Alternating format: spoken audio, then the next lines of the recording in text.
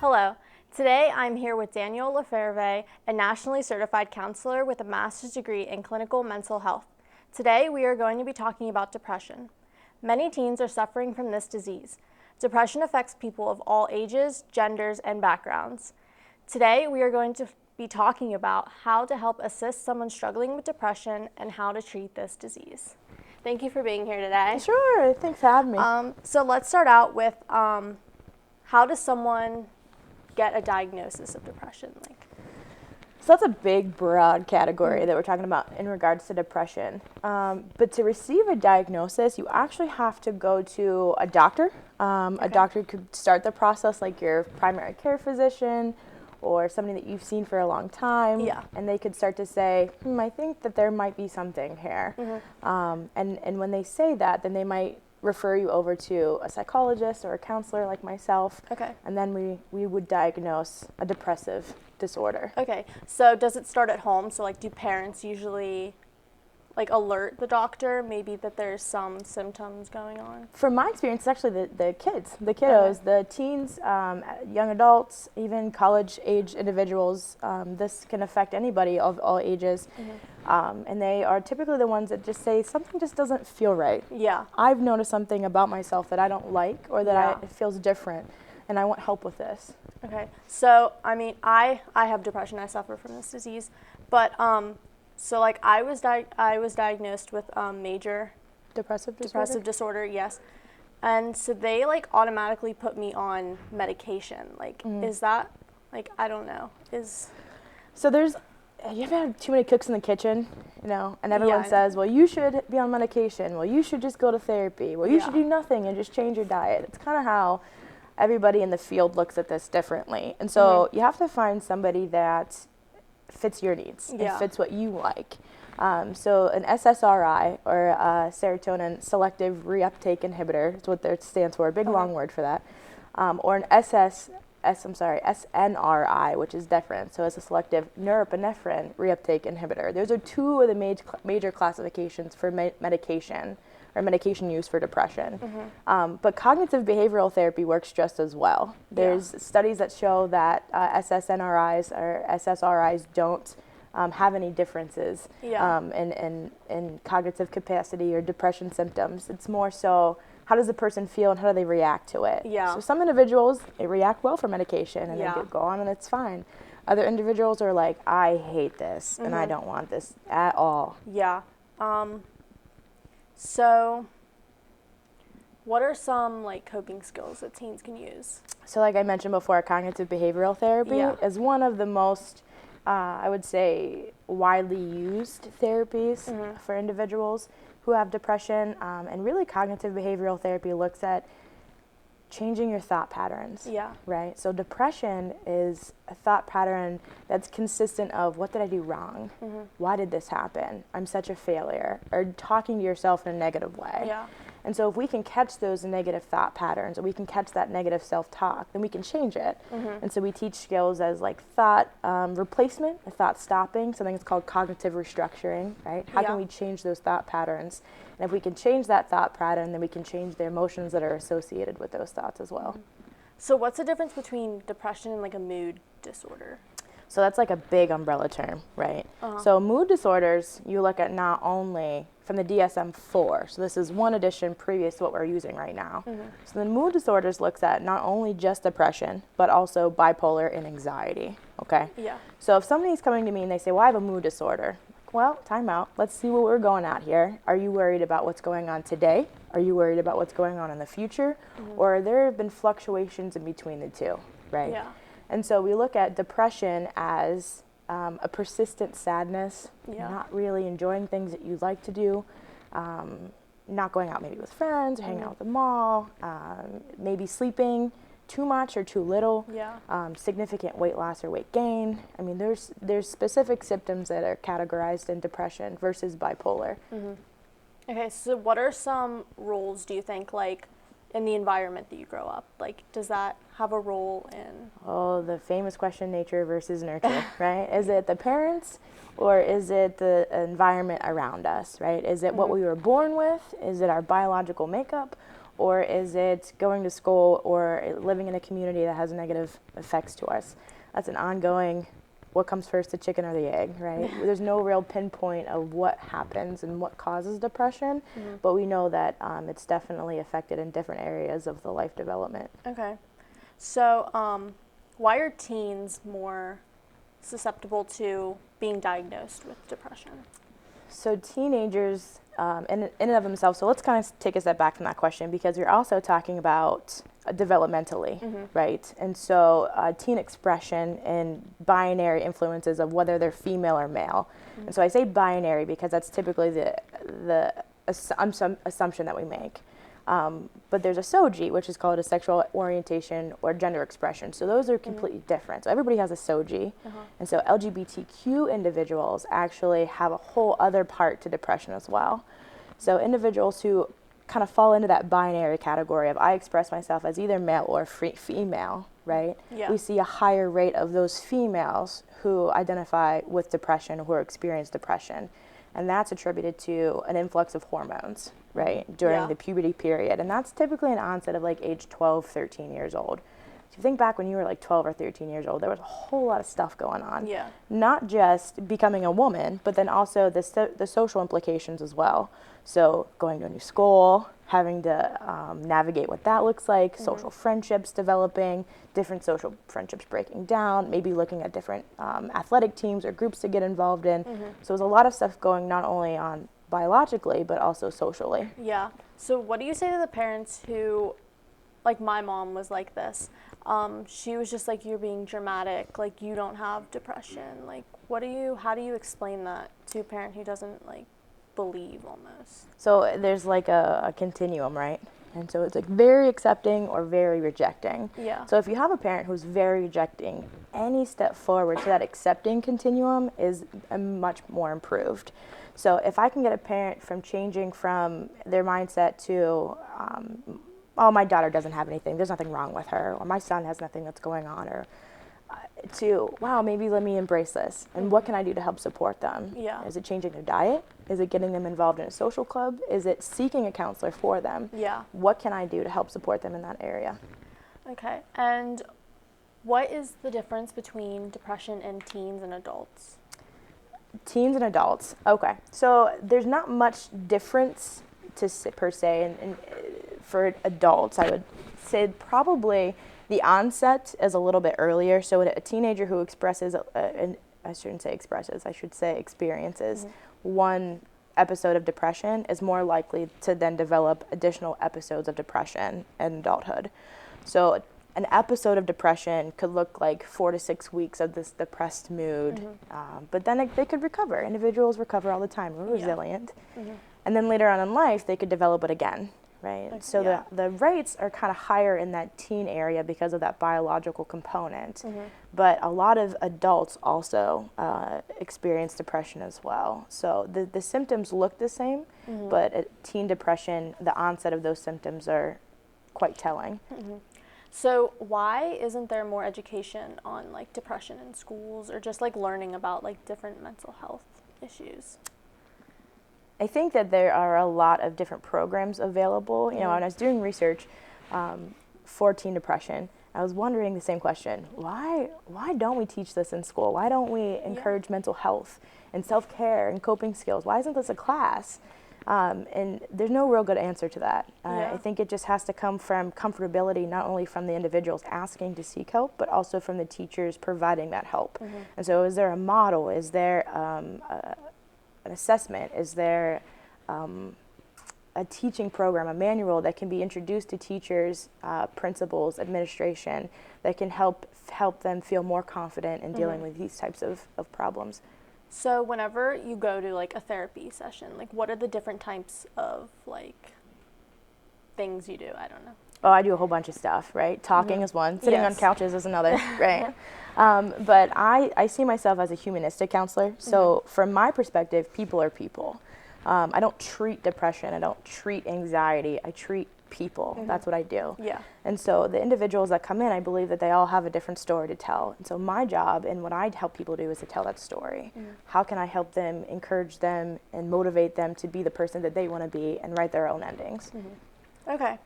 So, what happens, I don't know if this has anything to do with it, but like it could be hereditary, right? Depression. So what happens if your parent is diagnosed? Like, are you like, going? Are you get going? Like, Is are it you going? concrete? Yeah. No. It's not. No, it's not concrete. There is a genetic factor to depression and developing depression. Individuals who have a first biological parent, so first-end relative, so a mom and dad, not second generation grandma and grandpa, but first generation, are 4 to 5 times more likely to develop depression. Okay. So it's not to say that they are absolutely going to develop depression. We just have to be a little bit more aware and vigilant of those symptoms. Yeah. So what are a couple of lifestyle changes that somebody can make to maybe help with the sadness or the tiredness or? My favorite book, it's on Amazon, it's like $15. It's by Lindsay Smith, it's called Eat Your Feelings, right? And so it actually talks about dietary changes as one of the biggest attributes to changing your mood. And so what the book looks like is, how are you feeling? What nutrients has your body been depleted of? And what best foods can you eat to replenish those needs? Like, for example, a lot of individuals who are stressed will say, well, I just need chocolate. Well, your body's not actually craving the chocolate, it's craving the magnesium that's in the chocolate. Okay. And so that book takes a look at what can we do and what can we eat and healthily, holistically feel better. Yeah, okay.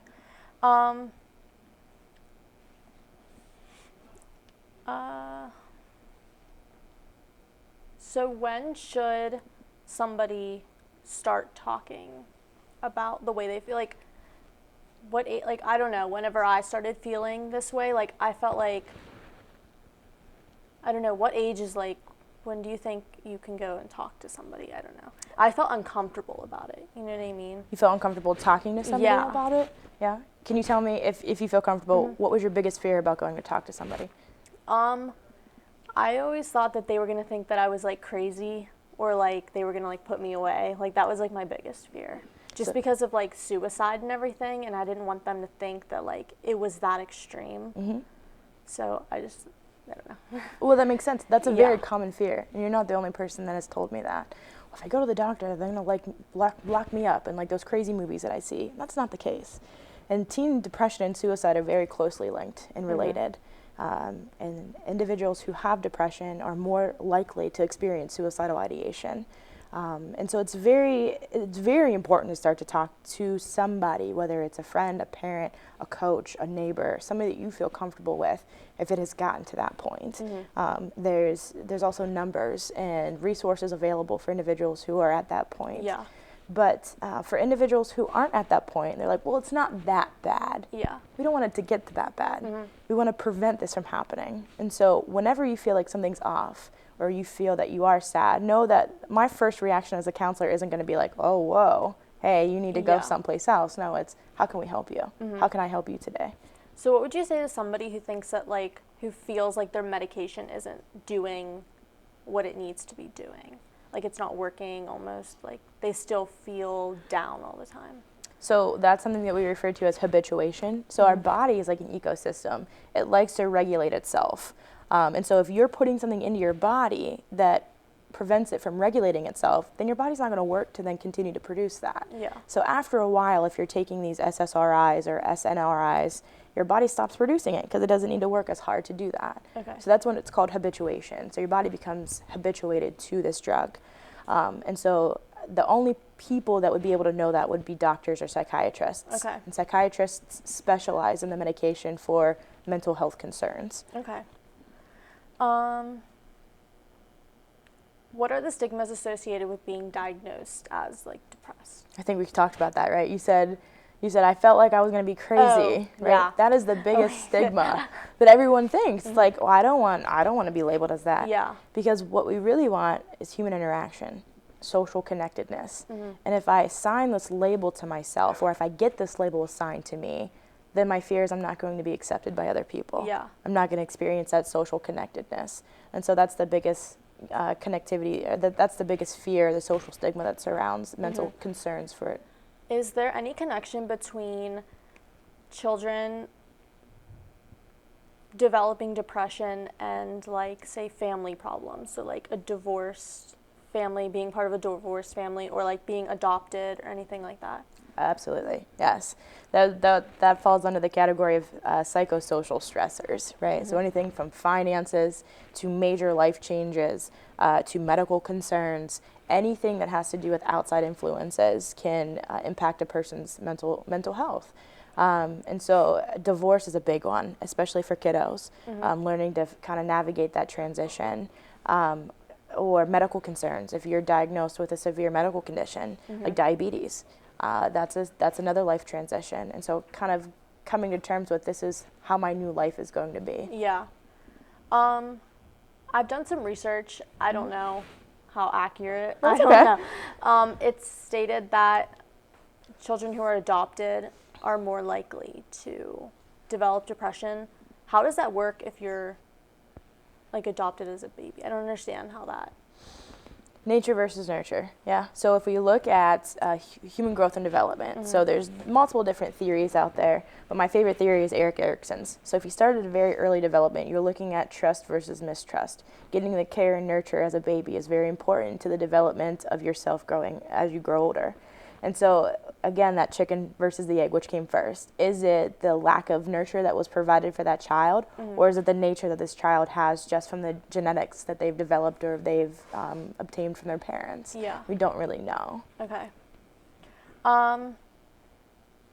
What is there like a specific age that like the symptoms start like being noticed for depression?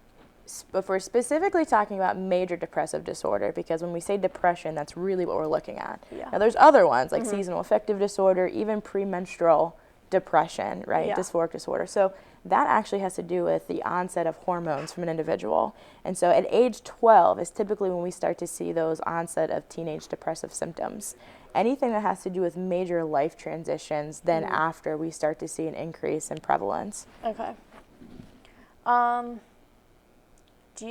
don't know if you specifically know, but what percentage of teens are diagnosed with depression? I don't know. I do.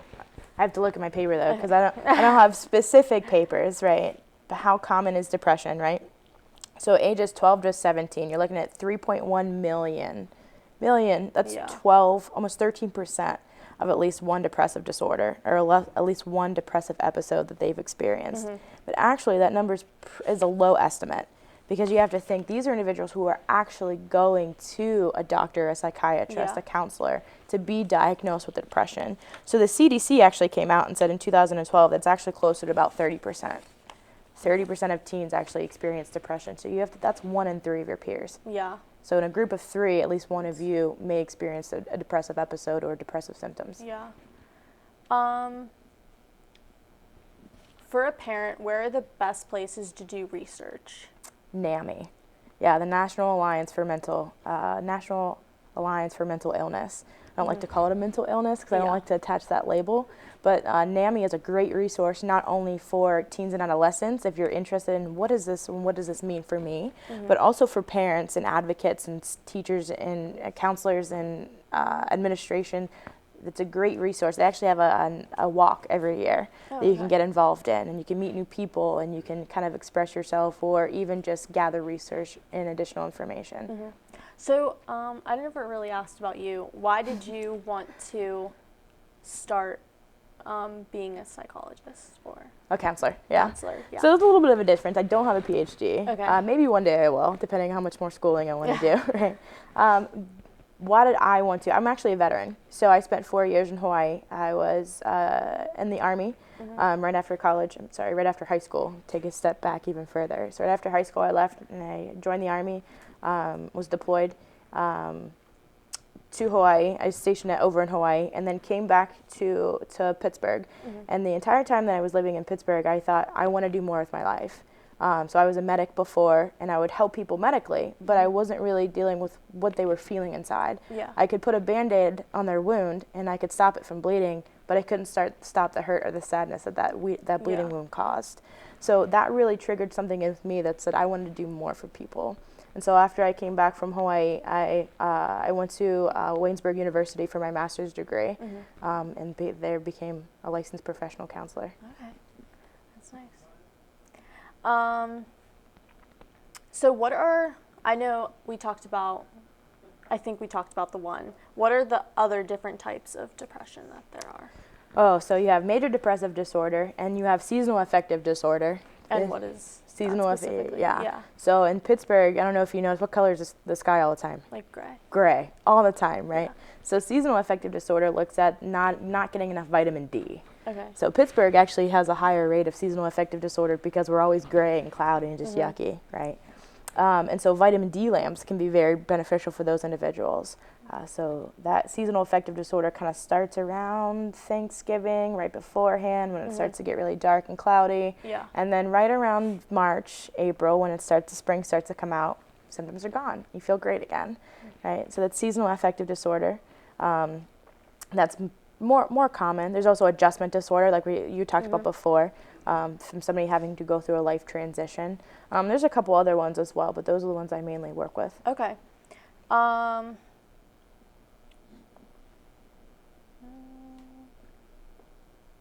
What are some warning signs for teens who may be thinking about suicide? Like, what are the major warning signs? Sure. So you kind of categorize it in 3 different areas. I can either talk about it, I can tweet about it, right? So there's verbal expression. There's also physical expression as well, and people don't kind of miss this one a little bit. So physical expression in that if I like to do my hair every day and I like to put makeup on, or I always kind of look put together, to now I'm wearing my hair in a messy bun all the time. I don't really take care of myself. I don't find value in myself. Yeah. And so I'm not going to show that to other people. So physical changes and verbal changes. So verbal changes saying, I don't feel like I belong anywhere. Yeah. I don't have a friend group. Nobody cares about me. I want to some people will explicitly say, I want to kill myself. Yeah. Or, you know what, if I woke up tomorrow, I'd be okay. I'd be okay with that. Yeah. So when an individual starts to express those types of verbal concerns, the immediate response is to tell a teacher, a parent, talk to them about it, make sure that they're safe, make sure that you feel safe, working with that person, and then also finding them the support that they need as well.